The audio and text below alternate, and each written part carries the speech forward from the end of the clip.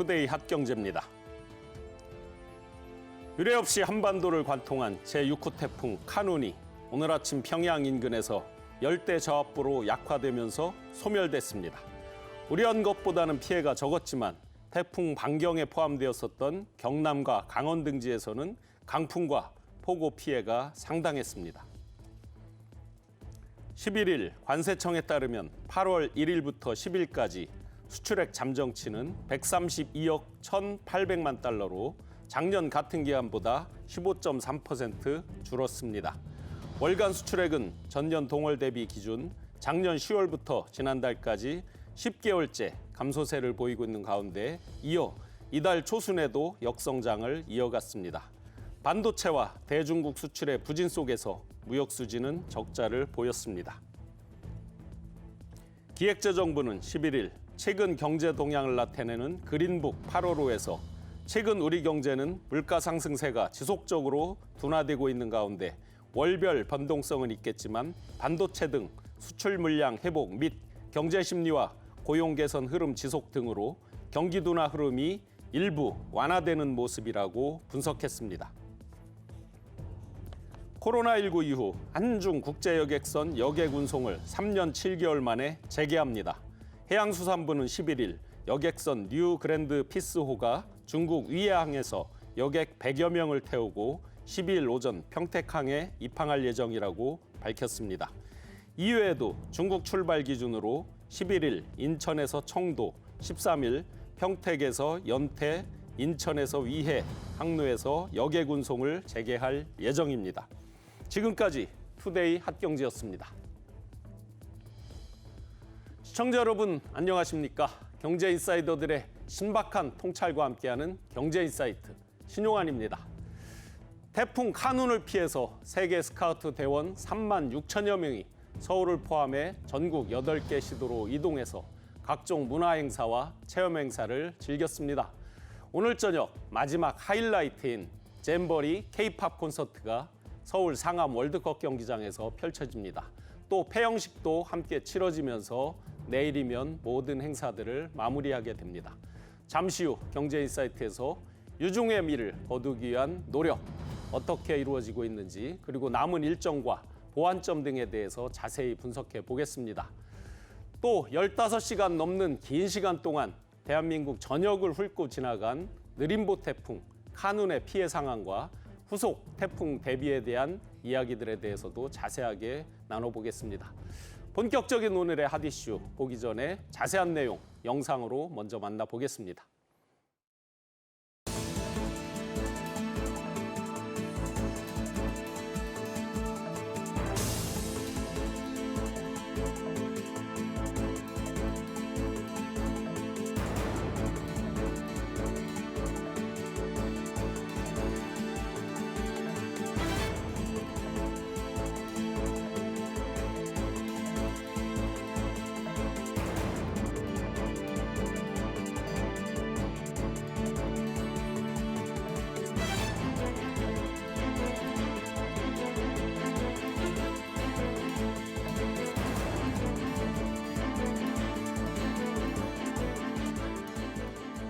(11일에는) K-팝 콘서트가 예정되어 있습니다.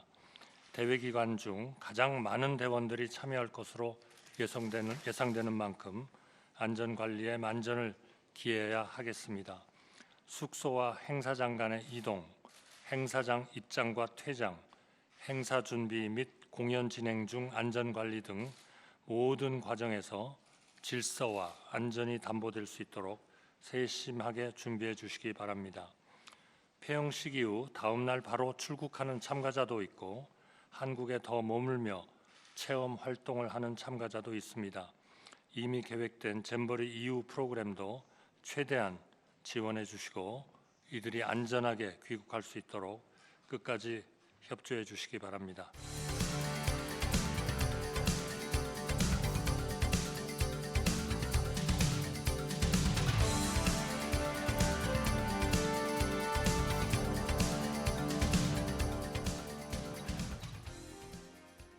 막바지 잼버리 상황과 태풍 상황에 대해서 함께 분석해 주실 전문가 소개해 드리겠습니다. 한치호 수원대 공공정책대학원 개건 교수 함께합니다. 네, 반갑습니다. 네, 안녕하십니까. 네. 참 아쉬움도 많았지만 그 강력한 태풍 예고로 인해서 이제 전국 8개 시도로 우리 잼버리 대원들이 전부 이제 분산돼서 그야말로 코리아 잼버리로 이제 많은 활동들을 했습니다. 오늘 마지막으로 이제 슈퍼 라이브 K-팝 콘서트 서울 상암동에서 열리는데 지금 막 이제 속속 도착하고 아마 순차적으로 이렇게 하는 것 같은데 그동안 8개 시도로 분산돼서 어떤 프로그램들을 주로 했는지요? 네, 이 태풍 때문에 이제 그 야영지에서 전부 철수를 했고 이제 전국 8개 시도로 이렇게 분산돼서 배치된 우리 잼버리 대원들이 참 재밌는 그 경험들을 좀 많이 한 것 같아요.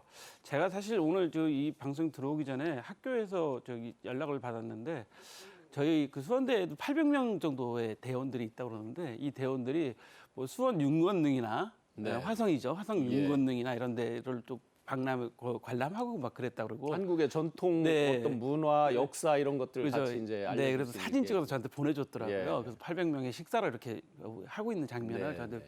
찍어서 보내주면서 하고 있는데 일단 문화체육관광부에서는 한복 상점이라는 현재 그 한복 지금 이제 박람회가 열리고 있는데 네. 여기에 우리 그 잼버리 대원들이 잼버리 복장을 하고 있거나 아니면 스카프 네. 를 두르고 있는 대원들은 무료로 입장해서 네. 한복을 직접 체험해 볼 수 있는 그런 프로그램도 마련했다 그러는데 네. 우리 여담이지만 그 콘서트에 들어가기 위해서 어떤 분이 나 잼버리 복장 좀 구해주세요. 그때는 뉴스도 네. 나왔지 않습니까? 네, 그러니까 네, 네. 많은 분들이 관심을 갖고 있는 거죠. 예, 예. 그것뿐만 아니라 그 정부에서 지금 준비한 것 중에는 뭐 어떤 게 있냐면 그 네. 스니커즈 전시회를 하고 있는데 서울에서 이 스니커즈 전시회를 신발을 주제로 한 거니까 청소년들이 관심이 많잖아요. 네, 네. 그래서 이런 전시회도 들어가기도 하고 수원에서는 또 오케스트라 공연을 관람하기도 하고 네. 그러니까 다양한 경험을 했는데 뭐 충남 아산에서 태권도 체험도 했다고 그러고요. 네. 그다음에 그 전북 무주에서는 뭐 태권도 체조를 또 경험해 봤다고 합니다. 네, 그러니까 네. 여러 가지 하고 있는데 또 기업에서는 또 어떤 일을 했냐면요. 네. 예를 들어서 삼성 바이오로직스 이제 그 인천에 송도 있지 않습니까? 네, 거기 네. 공장을 또 견학하는 프로그램도 해보기도 하고 셀트리온 공장도 인천에 있는데 예. 거기도 또 견학해 보기도 하고 그다음에 하이닉스 이천에 있는 하이닉스 네. 공장을 견학하기도 하고 또 하이닉스 같은 경우는 여기서 본인들의 인재 개발하는 숙소를 같이 제공하고 있기 때문에 그 여러 가지를 보여주면서 하는데 저는 참 긍정적인 면이라고 생각하는 게 네, 네. 이 청소년들이 우리나라 한복을 입어보고 그런 체험 많이 하셨습니까? 네. 요즘에도 저희들 경복궁 가보면은 한복 입고 다니는 젊은 친구들 많이 볼 수 있고 외국인들 많이 볼 수 네. 있고요.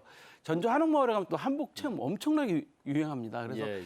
이 세계에서 온 청소년들이 한복도 체험해 볼 수 있고 더 중요한 거는 이런 우리나라 기업들 지금 말씀드린 것처럼 하이닉스 공장에 가서 네. 한국이 반도체 강국이라는데 공장 투어를 하면서 정말 이 나라가 강한 나라라는 걸 또 보여주기도 하고 우리가 첨단 기술을 갖고 있는 나라라는 것을 알려준 겁니다. 저는 3만 7천 명의 그 청소년들한테 대한민국이 세계 12위권의 그 경제 대국으로서의 위상을 제대로 좀 보여주는 그런 어떤 투어 행사가 좀 됐지 않았나 이렇게 좀 평가하고 싶어요. 네.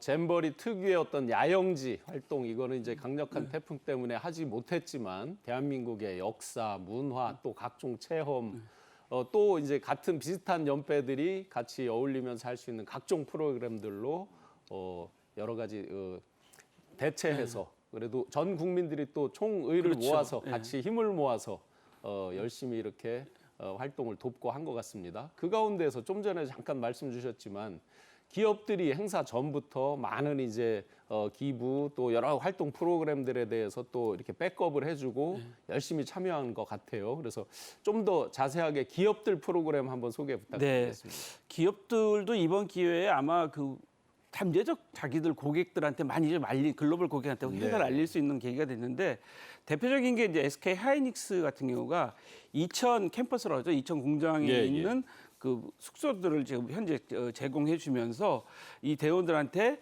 이천에 현재 있는 반도체 공장 그 견학을 좀 시켜주기도 하고 네. 거기에 따라서 반도체를 만드는 과정이나 이런 것들을 또 알려주기도 하고요. 또 이천, 광주, 여주는 뭐가 유명하죠? 도자기가 유명하잖아요. 예, 네, 그래서 네. 도자기 체험도 하게 하고 네. 그 여주에는 도자 박물관도 있습니다. 그러니까 네, 네. 직접 가서 도자 박물관도 가보기도 하고 이런 그 체험을 함으로써 이제 SK 하이닉스가 어떤 회사다 예.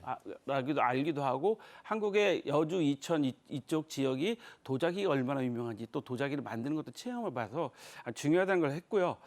또 지금 다른 SK의 또 다른 데서는 영종도 연수원도 개방해주고 하면서 주변을 이제 많이 보게 해주는데요.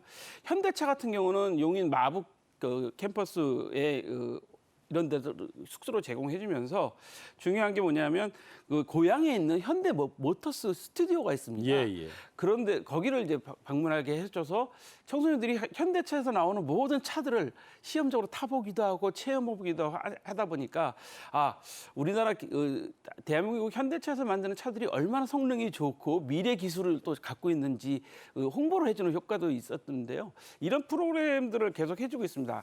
아까 제가 말씀드린 그 수원 화성시 같은 경우는 네. 이 대원들 모두 같이 윤건능도 방문해서 여기 영조 정조 임금님의 네. 어떤 그 역사적인 것도 좀 이야기를 듣기도 하고요. 네. 수원 화성 투어도 하기도 했다고 합니다.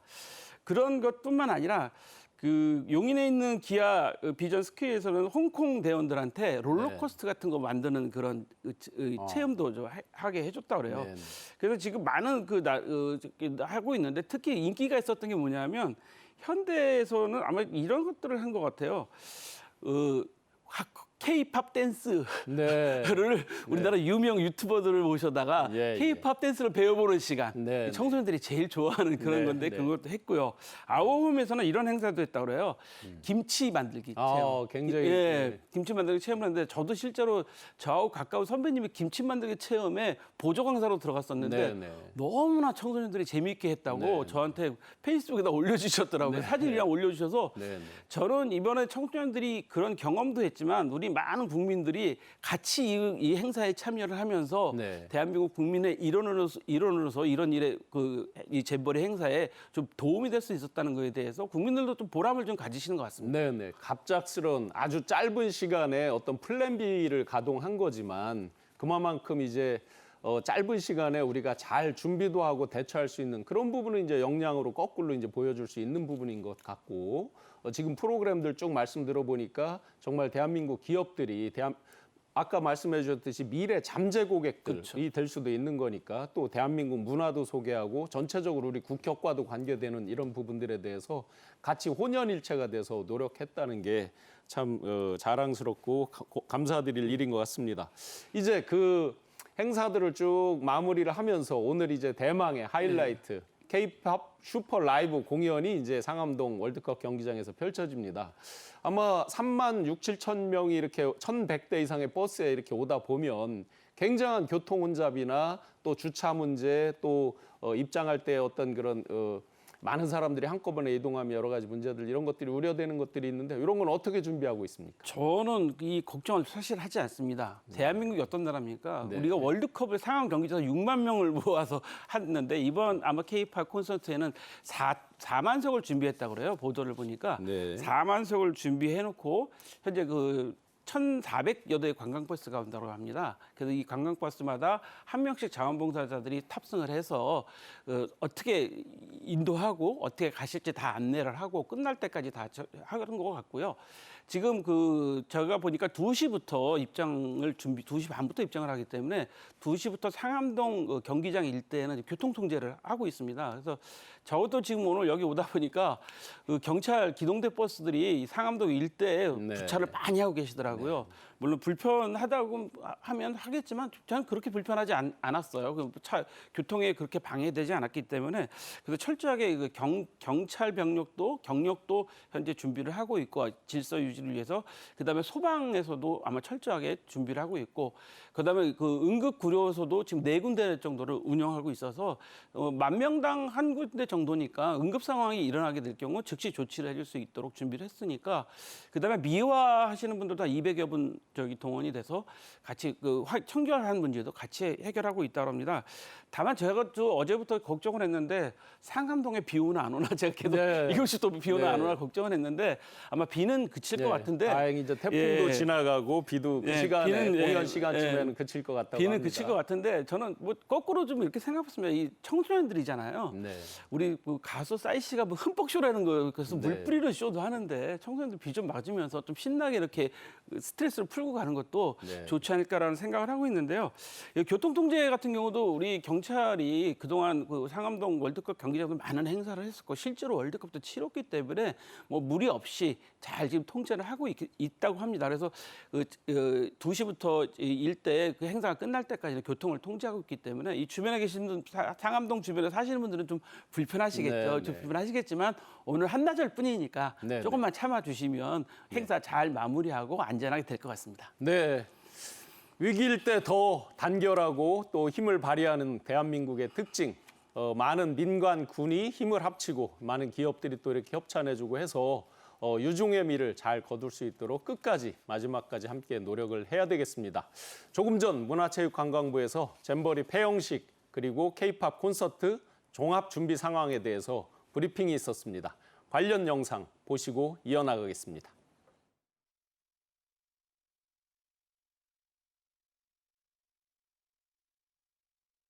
(2023년) 세계 잼버리가 11일 서울 상암 월드컵 경기장에서 열리는 폐영식과 K-팝 슈퍼 라이브 콘서트를 마지막으로 공식 행사를 마무리합니다. 저녁 식사 이후 시작되는 K-팝 슈퍼 라이브 콘서트는 19시부터 21시까지 개최되며 1부와 2부 각 60분씩 진행됩니다. 인파관리, 현장 지휘소 운영 상황, 구조 구급 계획 등을 중점 점검하였고 행사장 내부뿐만 아니라 외부에도 교통 통제 및 인파 관리를 위한 경찰 등 인력을 배치해서 공연 시작 전부터 공연 종료 후 잼버리 참가자들이 행사장을 떠나는 시점까지 참가자들의 안전사고 예방에 만전을 기하고 있습니다. 정부와 세계 잼버리 조직위원회는 세계 스카우트 연맹과 긴밀히 협조해서 빈틈없이 지원해 나갈 계획입니다. 네, 이제 폐영식과 하이라이트라고 할 수 있는 K-팝 슈퍼 라이브 공연을 앞두고 있습니다. 그런데 이렇게 이제 짧은 시간에 많은 인파가 한꺼번에 이제 경기장 안으로 들어가고 하다 네. 보면 아까 이제 교통 상황도 점검을 네. 해봤지만 무엇보다 저희가 유중의 미를 거두기의 핵심은 안전인 것 그렇죠. 같아요. 여러 가지 측면에서의 안전. 네.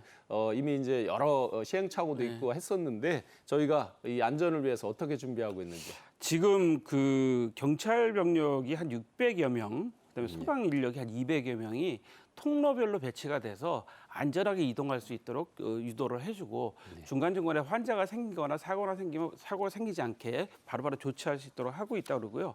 아까 말씀드린 것처럼 미화 인력도 200명 이상 투입됐고 이동식 화상실도 한 30개 동 이상을 현재 추가로 더 설치해서 불편함이 없다고 합니다. 구급차도 뭐 10대 이상 이제 배치돼 있고 의료 인력도 충분히 배치돼 있고요.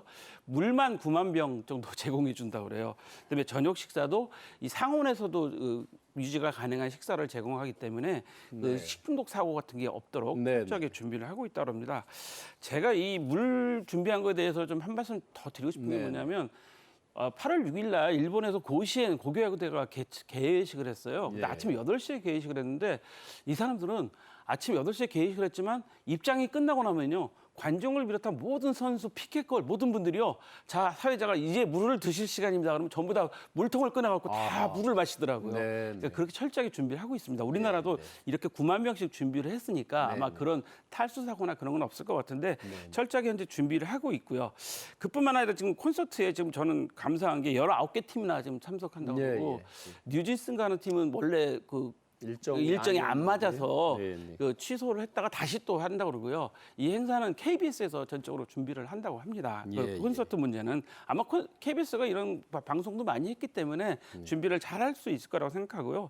뭐 소화기나 뭐 여러 가지 모든 문제도 준비하고 있고 마지막까지 이 그 잼버리 대원들이 거의 끝나는 시간이 7시에서 시작해서 9시 뭐 11시 정도까지 빠져나간 시까지 네네. 걸리기 때문에 늦은 시간이지만 안전하게 하고 또 이 들어오고 나가는 그 동선도 내일 바로 귀국하는 나라의 대원들도 있기 때문에 네네. 그런 대원들 우선적으로 네. 동선이 먼저 나갈 수 있도록 조치해주는 순서를 다 정해놓은 순서를 거죠. 세밀하게 네. 정해서 지금 네. 하고 있는 것 같아서 크게 뭐 걱정하지 않으셔도 될 것 같은데 재밌는 것은 이미 퇴영한 네. 영국 대원들하고 미국 대원들도 콘서트에는 다 온답니다. 네. 그러니까 그만큼 우리나라 K-팝, 우리 K-컬처가 얼마만큼 그 힘을 미치고 있는지 너무나 그 대단한 것 같아서 저는 그 크게 걱정을 하지 않는데 다만 이제 마지막까지 늦은 시간에 이제 숙소로 돌아가기 때문에 그때 안전사고 나지 않도록 네, 네. 안전하게 좀 조치를 하는 건 세심하게 좀 돌봐야 될 것 같습니다. 네, 특히나 이제 큰 비가 내렸고 태풍이 지나간 뒤끝이라서 예를 들어 전기 시설에 대한 안전 점검, 뭐 누전에 대한 거 이런 것도 재차 점검했다고 네. 하는데 꼼꼼하게 시작 전까지 아주 잘 살펴봐야 될 것 같습니다. 많은 기업들이 이렇게 온 정성을 다해서 프로그램도 만들고 정말 전폭적으로 협조를 해왔는데 마무리 유종의미를 거두기 위해서 전 세계 온 대원들한테 어떤 선물도 준비했다고요? 어떤 선물이 준비되어 저는 있습니까? 깜짝 놀랐습니다. 이게 네. 왜냐하면 BTS는 참석을 못하지만 BTS 회사에서 BTS 포토카드를 선물로 또 나눠주려고 준비를 네. 하고 그게 몇억 원어치 된다고 그러더라고요. 아하. 가격으로는. 네, 네. 그렇죠. 한 4만 명한테 나눠줘야 되니까 네. 몇억 원어치 될 것 같고 그다음에 한국 방문의 그 에코백 그다음에 K-팝 콘서트 응원봉도 또 나눠주고 카카오 프렌즈 캐릭터 상품도 선물로 줘서 여기서 세트로 준비하고 선물로 준다 그래요. 그러니까 이거 받는 그 우리 잼버리 대원들은 상당히 기억에 남을 것 같습니다. 청소년 시절에 내가 한국에 잼버리 대회를 갔는데 K-팝 콘서트를 참여했는데 야광봉을 줬어. 이거 아마 성인이 돼서도 갖고 있을 만한 중요한 기념품이 될 것 같아서 정말 이렇게 기부해 주신 분들한테도 고맙기도 하고 또 이게 우리의 문화를 알리는 우리 그 노력해 주신 분들한테 정말 우리도 같이 국민들이 감사해야 될 것 같습니다. 그 단순한 굿즈 선물 의미를 넘어서서 또 잠재적인 미래 고객, 전 그렇죠. 세계 글로벌의 어떤 고객을 유치하는 그런 네. 효과도 있는 거잖아요. 그렇죠. 예, 제가 지난번에 네. 그 보스니아의 13살 소녀가 한국말을 배우고 있다고 네. 우리나라 음악을 배우기 위해서 한국말을 배우고 있다는데 저는 정말 제가 깜짝 놀랐거든요. 네. 보스니아 하면 우리 내전으로 유명했던 나라라고 하고 먼 나라처럼 느껴졌는데 네, 네. 그곳에 있던 그 13살 소녀가 우리나라 청년이 여행하는 청년이 시작한 유튜브 촬영을 하면서 나는 한국 사람 좋아한다. 네, 한국 사람 처음 봤는데 당신 너무 반갑다. 그러면서 한국말을 좀 하더라고요. 그래서 정말 제가 깜짝 놀랐습니다. 네. 그런가 하면 이제 한덕수 국무총리께서 그 유종의 미를 거두기 위해서 빈틈없이 마지막까지 잘 지원하라고 이렇게 이제 특별한 지시도 하고 했는데요. 이렇게 우리가 유종의 미를 거두기 위해서 뭐냐면 예를 들어 오늘 폐영식하고 내일 떠나는 분들도 있지만 또 남아서 계속해서 활동을 이어가는 그렇죠. 국가들도 있잖아요. 그렇죠. 유종의 미를 거두기 위해서 우리가 더 노력해야 될 부분 어떤 것들이 있을까요? 네, 첫 번째로는 이분들의 그 안전이 우선이지 않습니까? 이제 마지막 11시 넘어서 다 숙소로 11시 이후에 돌아가기 때문에 교통사고 나지 않도록 일단 최우선이 돼야 될 것 같고요. 최근에 지금 비가 많이 내려서 그 산사태 일어나는 지역도 있고 위험한 지역이 많이 있습니다. 그런 지역도 계속 숙소 주변을 계속 순찰해야 될 것 같고요. 최근에 또 국민들이 좀 우려하시는 그 뭐 이상한 그 살인 예고 뭐 이런 것들이 있어가지고 네. 국민들이 걱정하시니까 네, 네. 제가 오늘도 보니까 전철역, 지하철역에 경찰들이 많이 배치돼 있던데 네, 네. 그런 사고 일어나지 않도록 항상 순찰을 좀 강화해서 네, 네. 마지막까지 잘 돌아갈 수 있도록 해야 될 것 같고요. 그 더 중요한 것은 이런 위기 관리의 능력을 우리가 이번 기회를 통해서 좀 했는데 저는 그 우리가 을지훈련도 하잖아요. 네, 을지훈련도 하는 게 이유가 뭡니까? 유사시에 우리가 대비를 하는 거잖아요. 그래서 네, 네. 앞으로는 이런 그 여러 가지 행사나 국내외적인 그 재난 대비 뭐 여러 가지 같이 해서 복합적으로 좀 훈련을 좀 자주 좀 해야 될 것 같습니다. 이거는 네, 네. 모든 국민들이 좀 하셔야 될 훈련일 것 같아요. 네. 이번 이제 잼버리 기간 약 열흘 동안의 기간들을 보면서 우리가 분명히 반성해야 될 부분도 있고요. 그 앞으로 국제 행사를 유치한다면 어떤 부분을 더 철저히 준비해야 되겠다, 보완해야 되겠다. 이런 부분들 분명히 많이 서로 이제 느꼈을 것 같은데요.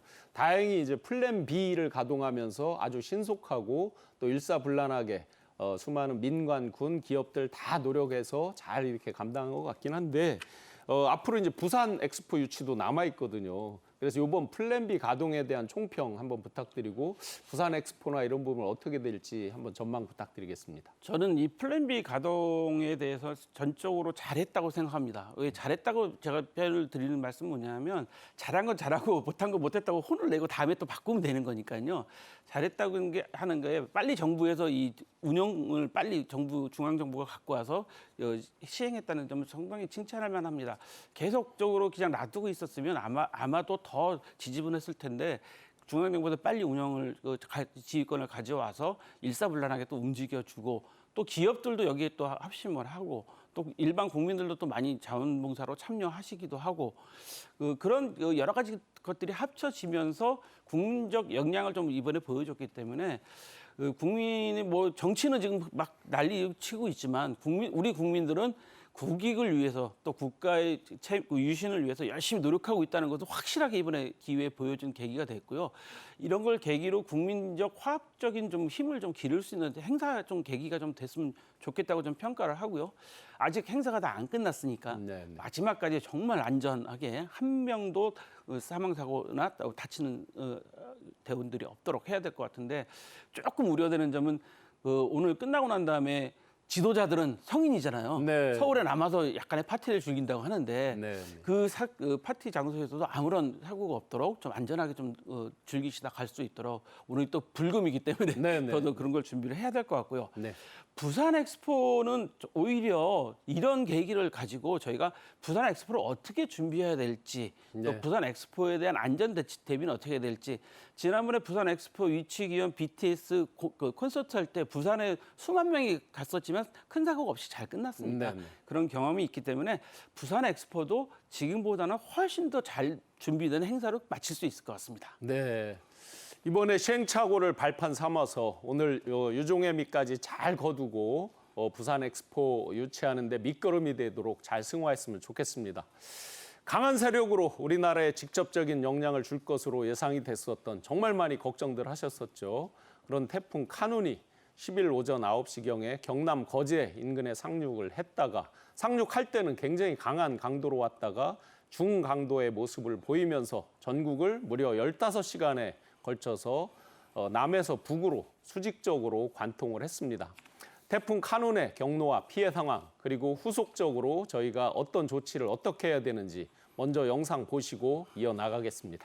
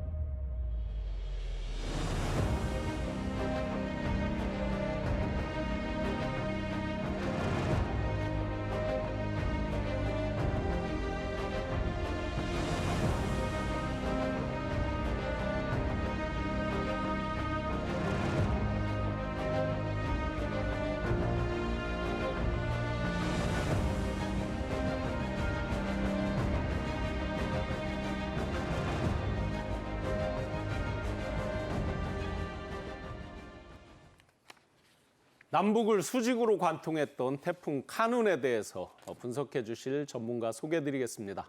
맹소영 웨더 커뮤니케이션즈 대표 모셨습니다. 예, 반갑습니다. 네, 안녕하세요. 예, 한 교수님 계속 이어가겠습니다.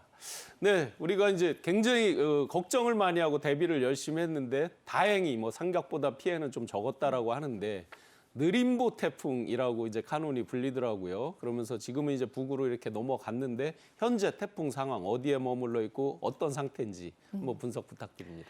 네, 어제였죠. 어제 네. 오전 9시 20분쯤에 경남 거제에 상륙을 해서 한 16시간 동안 남북으로 이제 관통하면서 북상을 해서 지난 새벽 한 1시 정도에 평양 이제 우리나라 이제 휴전선을 지나서 북한 지역으로 이제 넘어갔고요. 그리고 오늘 오전 6시에 열대저압부. 그러니까 보통 태풍이라고 하는 것은 중심에서의 최대 풍속이 초속 17m 이상급이 되면은 태풍으로서 이름을 주어집니다. 네. 그런데 지금 이제 태풍으로서의 그런 강도가 낮아졌다라고 하는 것은 이제 저기압의 형태로 돌아갔다라는 네. 거지. 태풍으로서 중심에서의 최대 풍속이 초속 14m, 중심에서의 기압이 996 헥토파스칼까지 낮아지면서 네, 이제 네. 태풍으로서의 힘은 다했고요. 지금은 저기압의 형태로 북한 지역으로 여전히 북상을 하고 있습니다. 그렇기 때문에 네. 태풍이 지나갔다고 해서 태풍이 이름표를 내려놨다고 해서 태풍으로서의 영향은 모두 끝난 거는 아니고요. 네. 지금 생각보다 그 후면에 태풍이 계속해서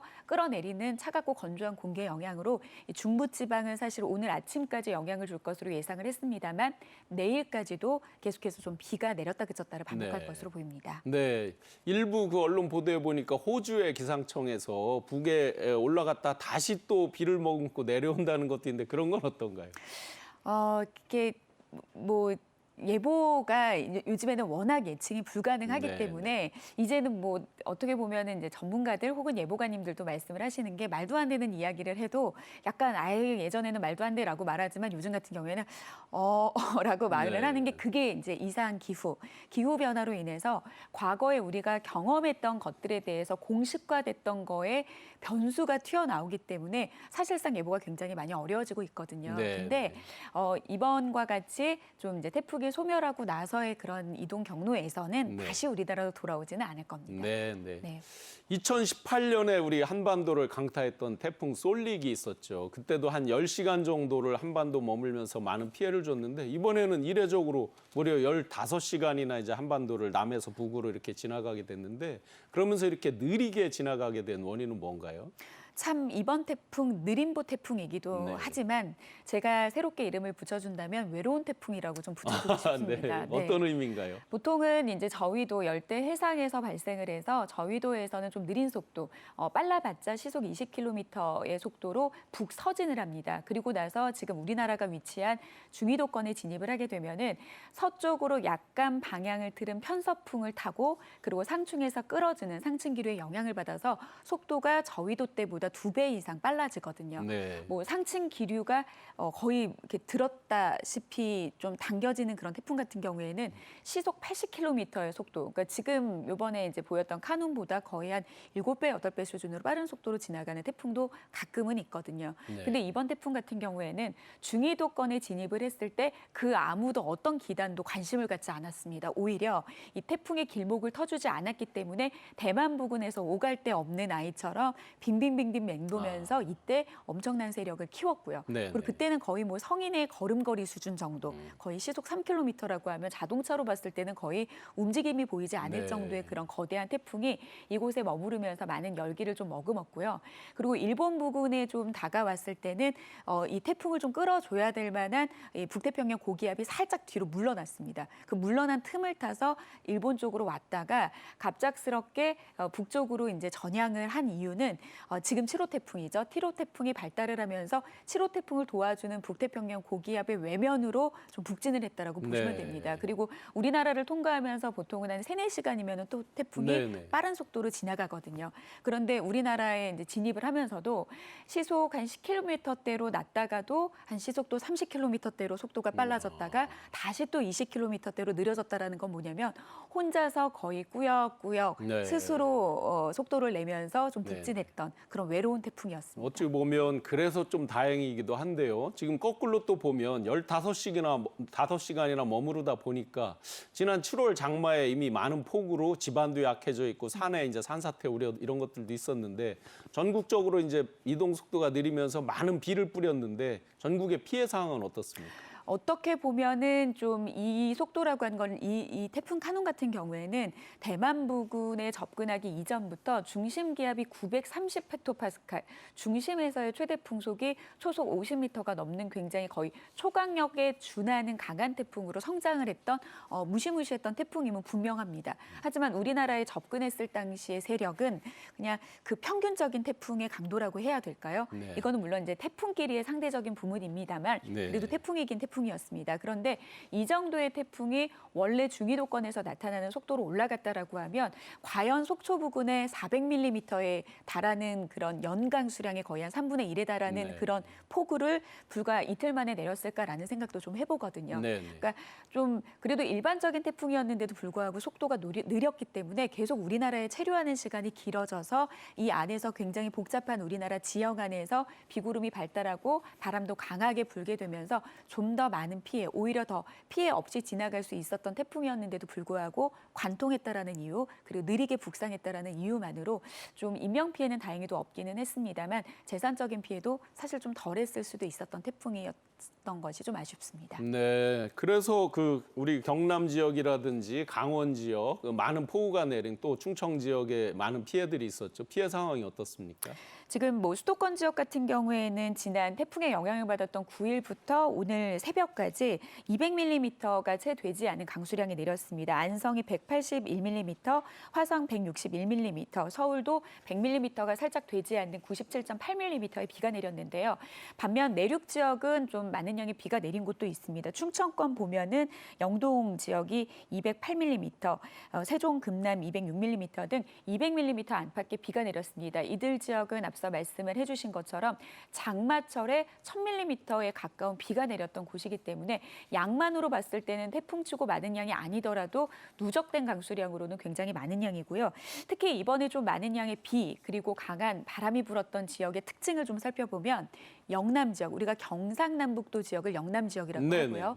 그리고 강원도를 태백산맥을 기준으로 절반을 나눴을 때 이 태백산맥의 서쪽 지역을 영서 지역, 네. 동쪽 지역을 영동 지역이라고 하는데 네네. 영동과 영남 지역의 많은 양의 비와 바람이 거의 기록적으로 기록이 됐습니다. 네네. 이들의 특징 영입니다. 영. 아, 추풍령, 예. 뭐 대관령, 네. 미시령, 령, 고개라는 거죠. 이 고개를 마주하고 있는 지역들 같은 경우에는 이 비구름이 산맥을 만나면서 더욱 강하게 발달하면서 주로 이 산을 마주하고 있는 영남 지역과 강원 영동 지역에 많은 비가 내렸는데요. 속초 지역, 강원 영동 지역 400mm가 넘었고요. 경상권은 300mm가 넘는 부분이 지역들이 대부분이었습니다. 양산 상북이 350mm, 북창원이 338mm, 그리고 경주가 318mm 등 이틀이 되지 않은 시간 동안 300mm가 넘는 많은 양의 비가 내렸습니다. 네. 특히 이제 잼버리 기간이라서 더 많은 국민들이 걱정을 하면서 무사하기를 기원을 했고 또 미리미리 대비를 많이 했습니다. 그 결과 상대적으로 걱정했던 것보다는 피해가 좀 경미했다라고 해서 참으로 다행으로 생각하지만요. 태풍이 이제 지나갔지만 여전히 돌발성 국지호우라든지 여러 또 피해들은 계속해서 우리가 우려가 됩니다. 이런 것들에 유의하면서 일상 복귀를 위해서 신속하게 응급 복구에도 나서야 되는 그런 상황인데요. 관련해서 오늘 오전에 열린 태풍 카눈 중대본 회의 내용 영상 보시고 계속 이어나가겠습니다. 이번 태풍 대응 과정에서 인명피해 최소화를 위한 사전 통제와 주민 대피, 그리고 즉각적인 상황 보고 등 잘된 점은 더욱 보완 발전시켜 주시고 개선 보완할 점에 대해서는 행정안전부의 의견을 개진하여 주시면 향후 태풍과 집중호우 대책에 적극 반영하도록 하겠습니다. 태풍은 지나갔지만 이제 피해를 입은 국민께서 하루빨리 일상으로 복귀하실 수 있도록 관계 부처와 지자체가 다시 한번 힘을 합쳐야 할 때입니다.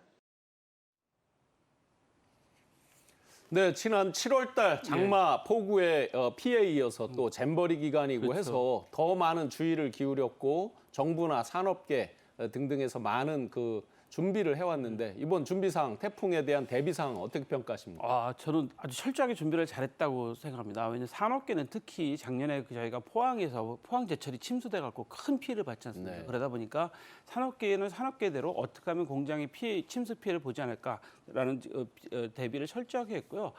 그 작년 폭우에 저희가 기억하는 게 서울 같은 경우만 해도 맨홀에 사람이 빠져서 가지고 몇 분이 인명사고가 났던 사례가 있습니다. 그래서 그때는 이제 비가 많이 올 거는 생각지 않았기 때문에 그런 대비가 없었는데 이번에는 아마 그런 맨홀 같은 경우도 철저하게 서울시에서 준비를 한 것 같고요.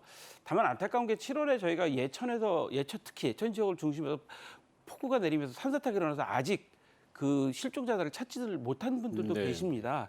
그렇기 때문에 실종자 지금 이번 태풍 때문에 실종자 수색도 중단이 돼 있는 상태고요. 그래서 저희가 이번에는 그 정말 정부에서 준비를 잘하고 아까 저 장관께서 브리핑하신 것처럼 빨리 대피시키고 그다음에 준비하고 철저하게 한 상태로 다행히 인명 피해는 그렇게 크지 않습니다. 정말 이 태풍 비해서 인명 피해는 크지 않은데 재산상의 피해는 뭐 산사태 나는 것들 뉴스를 많이 보셨기 때문에 그런 것들에 대한 대비를 좀 해야 됐고 복구를 바로 해야 될 것 같은데요. 아무튼 이번에 그 사실은 바람에 의한 그 제가 뉴스를 전부 다 모니터를 해봤는데 바람에 의한 피해보다 폭우에 의한 피해가 너무 컸어요. 그래서 네. 속초 같은 경우는 뭐 갑자기 물난리 나서 이재민이 생기시고 뭐 이런 상황이 돼서 앞으로는 이런 대비들을 특히 뭐 기록적인 폭우다 말씀하시는데 저희가 생각할 때는 기록적인 폭우가 아니라 앞으로는 그 2배로 좀 생각해서 준비를 해야 될 것 같습니다. 네. 6호 태풍 카눈이 지나가기도 전에 생겼던 7호 태풍 란이 또 다가오고 있다고 합니다. 앞으로 또 계속 태풍은 이어질 텐데 이번에 우리가 대비 상황에서 좀 부족한 점이 있었다면 어떤 것이 있는지 또 앞으로 어떤 준비를 더 해야 될지요. 이제 태풍의 계절이 시작이 됐다라고 보셔야겠습니다. 한 해에 발생하는 태풍은 25개 정도가 되는데요. 네. 물론 1월부터 12월까지 꾸준히 발생은 하고 주로 여름철에 집중적으로 발달을 하기는 합니다. 그리고 우리나라에 영향을 주는 태풍은 이제 6월부터 시작해서 6월, 7월, 8월, 9월, 10월까지 아직까지는 뭐 11월의 태풍 최근 30년 동안에 보지는 않았습니다만 지구가 계속해서 뜨거워진다라고 하면 이제는 여름보다는 가을에 주는 이제 태풍의 빈도수가 좀 많이 늘어날 것으로 보이는데요. 일단은 지금 이제 7호 태풍이 발생을 했습니다만 과거 30년치의 그 평년값, 태풍이 일반적으로 발생하는 그런 빈도를 좀 살펴보면 8월 이맘때쯤이 되면은 그래도 한 9, 50호 정도의 태풍은 좀 와야 되는데 지금 태풍의 개수가 평년보다는 좀 적은 개수입니다. 근데 뭐 좀 그럼 올해는 좀 적게 발생하지 않습니까라고 물어보실 수 있겠지만 사실 네. 지구 온난화로 인해서 지구 온도와 더불어서 해수면의 온도가 올라지기 때문에 태풍은 더 자주 발생하고 한 번 발생했을 때 굉장히 강력하게 발생할 수밖에 없는 그런 지구 환경이 조성이 되고 있거든요. 그러니까 그 말은 즉 지금부터는 계속해서 뜨거워지는 그런 열대 요란들이 계속해서 일어나게 되면 정말 줄줄이 태풍이 이어질 가능성이 굉장히 높습니다. 네. 그렇기 때문에 이번 이제 태풍 그래도 다행히 큰 이제 피해는 없이 무사히 지나갔는데 저는 좀 이번에 태풍을 보면서 많은 분들이 그래도 이렇게 미디어를 통해서 계속해서 태풍에 대한 이야기들을 많이 하다 보니까 학습적으로 태풍에 대한 인지가 과거에 비해서 많이 높아진 것도 피해를 예방하는데 굉장히 좋은 긍정적인 부분으로 작용을 했다고 생각을 합니다. 그런데 아직까지도 조금 아쉽거나 좀 염려스러운 부분은 아무래도 좀 태풍의 중심이 어디에 위치해 있느냐에 따라 좀 중점적으로 보도를 하다 보니까 많은 분들께서 이 중심이 지나갈 때가 가장 위험한 시점. 네. 혹은 중심이 지나가고 나면 이제는 안심해도 되는 시점이라고 생각을 많이 네, 하시는데요. 상식적으로 보통 일반적으로 그렇게 생각을 하죠. 그렇죠. 그래서 저는 이제 우리 이제 교수님께서는 태풍과 관련한 여러 미디어에 대한 모니터링을 했지만 저 같은 네. 경우에는 좀 그 미디어에 대한 댓글들을 좀 많이 봤습니다. 그런데 네. 많은 분들이 왜 강하지도 않은데 강하다고 했냐?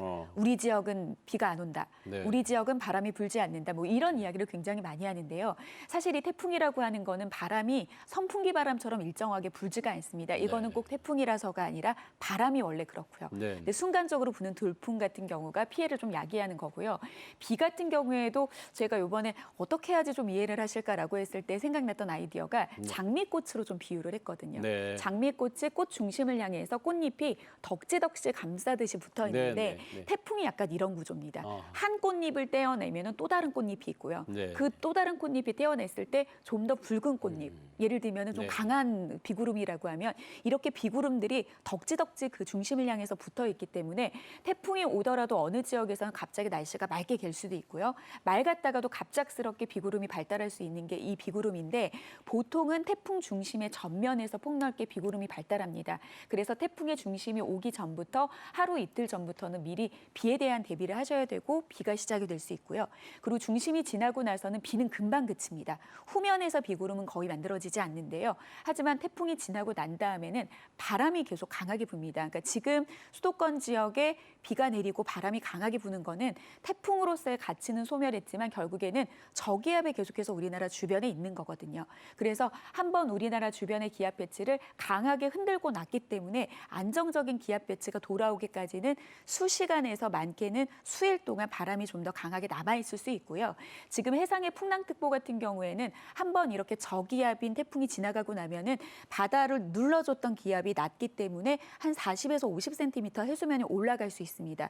또 천문조처럼 이렇게 대족이라고 해서 해수면의 높이가 높아진 시기와 일치했을 경우에는 해일과 같은 그런 이제 해안 지역을 넘나들게 만드는 파도까지 발생할 수 있기 때문에 좀 이런 태풍의 특징을 좀 더 이해를 하신다면 올해 이제 앞으로 줄줄이 다가올 태풍에 대한 피해를 좀 더 줄이는 데 도움이 되지 않을까 싶습니다. 네, 지금 이제 그 맹수영 대표께서도 말씀하셨지만 지구 온난화, 지금 이제 지구 온난화를 넘어서 지구 열대화의 시대가 됐다고 그러거든요. 그런데 일각에서는 대한민국의 재난 대응, 이런 기후 재난에 대한 대응 체계가 아직도 과거에 좀 머물러 있는 거 아니냐는 일각의 비판도 있습니다. 선제적인 준비, 대응이 훨씬 중요할 것 같은데 어떻게 선제적으로 대응하고 해야 될까요? 네, 우리 맹 대표님처럼 이제 기상을 전공하신 분들이 또 많이 계신데 제가 이렇게 찾다 보니까 이번에 저도 그 태풍 때문에 많이 저를 찾다 보니까 기상청에만 맡겨놓을 것이 아니라 기상청은 사실은 그 예보를 중심으로 하고 데이터를 모으는 중심으로 하고 있다면 제가 찾아보니까 에이펙 기후센터가 있더라고요. 그 에이펙을 개최하면서 대한민국은 기후에 대한 연구를 하겠다라서 에이펙 기후센터를 만들어서 아시아 태평양 지역에 있는 모든 그 나라에 따라서 데이터를 받아서 기후를 연구하는 그런 기관인데요.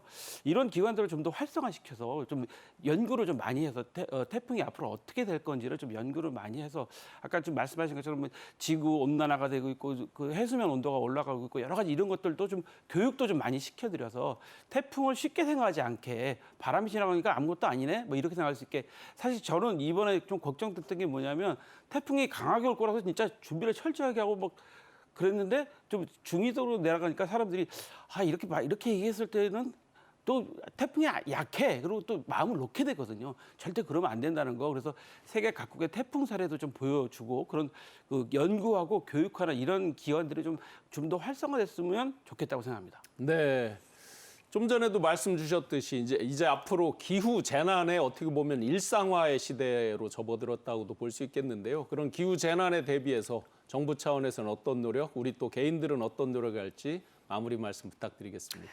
저는 이제 앞서 교수님께서 해주신 말씀에 좀 덧붙인다면 전문가 집단을 좀 활성화하는 대신 비전문가들의 그런 태풍에 대한 정보를 공유하는 것. 물론 뭐 예를 들면 산사태가 나거나 극한 호우가 발생했을 때는 이런 시민들이 보내주는 그런 자료들이 거대한 방제 지도가 되기도 하고 정보가 공유되는 실시간의 자료가 되기도 합니다만 어느 정도까지 선에서 신뢰를 할 수 있는지에 대한 여부에 대해서가 굉장히 중요한데요.